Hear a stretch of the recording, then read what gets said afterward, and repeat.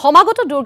দুৰ্গা পূজাক লৈ ব্যাপক প্ৰস্তুতি চুবুৰীয়া ৰাজ্য পশ্চিমবংগত কলকাতাত ব্যস্ততা বাঢ়িছে মৃৎ শিল্পীসকলৰ কুমাৰটলিত মৃন্ময় প্ৰতিমাত জীৱন্ত ৰূপ দিয়াৰ চেষ্টা চলাইছে শিল্পীসকলে আৰু পশ্চিমবংগৰ পৰা সামগ্ৰিক পৰিৱেশ আমাক দেখুৱাব সাংবাদিক তন্ময় দে সমাগত দুৰ্গোৎসৱৰ বাবে সকলোৱে সাজু হৈছে ইতিমধ্যে মণ্ডপে চলিছে দুৰ্গা পূজাৰ প্ৰস্তুতি মই উপস্থিত আছো কলকাতাৰ কুমাৰটলিত এতিয়া ব্যস্ততা বাঢ়িছে মৃৎ শিল্পীসকলৰ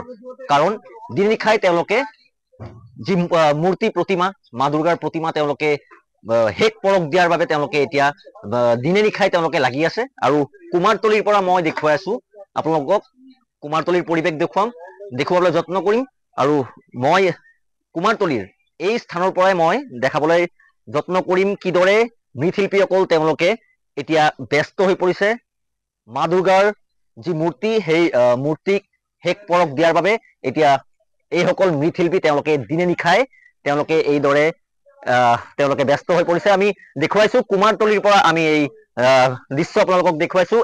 কেৱল এটা নহয় কেইবাটাও মৃৎশিল্পীসকলৰ যি বিপণী মূৰ্তি নিৰ্মাণ কৰাৰ বিপণী সেই মূৰ্তি নিৰ্মাণ কৰাৰ বিপণী আছে আৰু দেখিবলৈ পাইছে এয়া হৈছে মা দুৰ্গাৰ যি প্ৰতিমা সেই প্ৰতিমাত এতিয়া হেক পৰক দিবলৈ তেওঁলোকে চেষ্টা কৰিছে তেওঁলোকে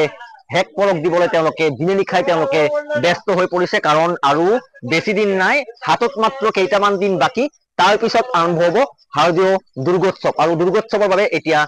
এইদৰে প্ৰস্তুতি চলিছে কলিকতাৰ যি কুমাৰটলি সেই কুমাৰটলিত এইদৰে দেৱীৰ যি মূৰ্তি সেই মূৰ্তি নিৰ্মাণ কৰাৰ এতিয়া প্ৰস্তুতি তেওঁলোকে ইতিমধ্যে জোৰদাৰ কৰিছে কাৰণ হাতত আৰু বেছি দিন নাই আমি দেখুৱাইছো আপোনালোকক এয়া দুৰ্গাৰ প্ৰতিমা পশ্চিমবংগত